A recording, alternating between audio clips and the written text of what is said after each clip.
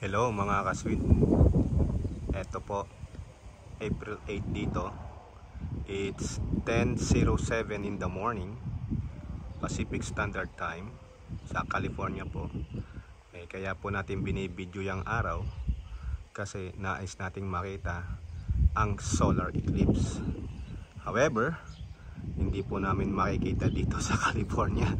Nasa East Coast po at dyan po sa parte ng Texas.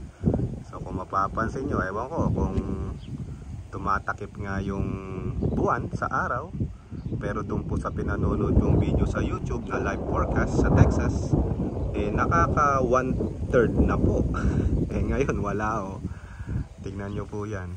No eclipse, no solar eclipse in California.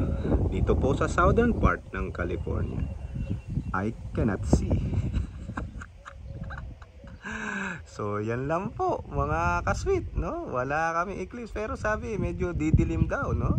Yung mga ibang mga conspiracy theories, doomsday daw yan, doomsday. Ewan ko. Kayo po, bye bye.